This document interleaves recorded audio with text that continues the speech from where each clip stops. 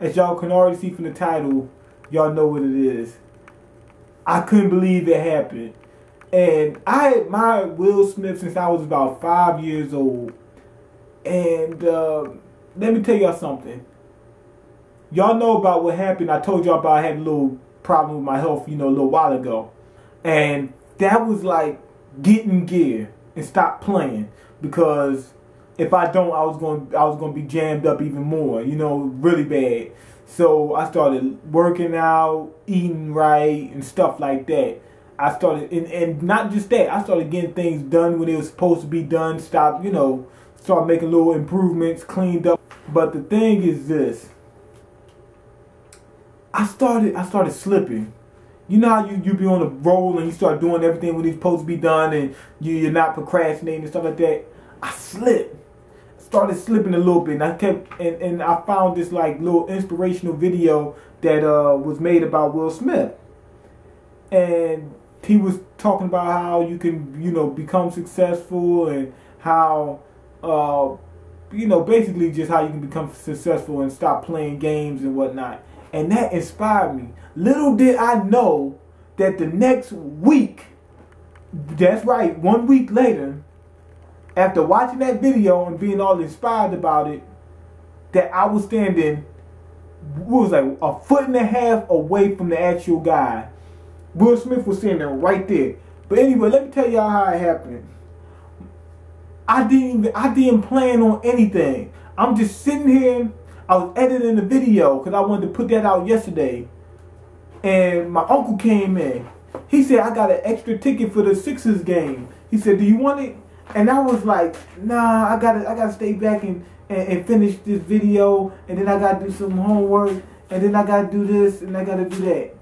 And he said, you sure? Because he said, I don't want to waste the ticket. This is the ticket right here. He said, I don't want to waste this ticket. And the whole time in my mind, y'all know me. Like I like going out and doing other things and not just sticking to the same, script every 2 seconds. So I was like, I want to go, but I got to handle this thing, first. I've been to a Sixers game before. I sat there and watched. Me and my dad sat there and watched the Sixers get dusted off, whatever. He said, I'm thinking in my mind, I'm like, I want to go, but I got to do some stuff. And I said, you know what? I got to go. I'm going to go. I said, all right. So we planned, got everything ready, and he had got these tickets. I don't know how he got them, but he had got these tickets. I can't remember what he said. And he gave me this ticket. We go in there and get there. I don't know how, but he just happened to show up with this ticket. We go to the game. We get into the stadium, walk up the stairs, see a couple, basketball Hall of Famers, right? Take a couple pictures, hobnob with the schnapps, all that kind of stuff. Little did we know, we walked right around the corner. Right around the corner. I looked down. I can't remember what I was doing, but I looked down. My cousin said, Will Smith. And I look, and I'm thinking he playing with me. I look up, no more than an arm's distance, just like 2 inches, maybe 3, longer than my arm length. Jada Pinkett was standing right there in front of me. I looked up and I said, it's Jada Pinkett. And I was like, wow, I've been watching her since Set It Off. And a few other things she did back there since I was a kid. Mr. Society, Dirty, Low Down, Dirty Shame, whatever. I've been watching it since then, and I was like, oh man, wow. But I remember he said Will Smith, and I was like, well, where is he? I turned around. They had the son there too. Jaden was there, and I turned to my left, standing even closer to me. Will Smith was about this far away from me. Not even arms, just about a foot, maybe a foot and a half. I was like, oh my. I didn't say anything. I just turned around real cool and I said, yo, can I take a picture with him? And I pulled out my camera and whatnot. And he said, no, we can't take pictures and blah, blah, blah. But just that, like, it only lasts for like 10 seconds. They was walking through, they had security and stuff like that. They walking past through the hallway. He stood this close to me. And my uncle and my cousin shook his hand. My cousin said he'll never wash his hand again. He's going to start wearing a glove on that hand or whatever. I'm not that extreme. But to see successful people standing right there in front of me was like, oh, it was like, I was like, oh, man. I didn't look at, they looked at me, they see me, and I was just like, yeah, whatever. But on the inside, I was like, oh my God, oh my God. And it's not, I don't idolize anybody, but the fact of seeing success and being inspired to that extent was just like shocking.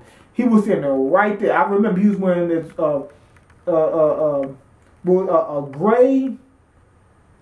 gray sweater, a long sleeve sweater.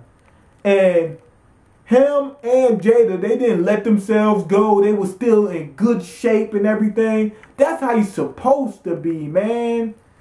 Successful, in shape, got your body right, your mind right, everything. Ready for war. But anyway, the real thing that really got to me was, I can't lie to you guys, I was being trifling.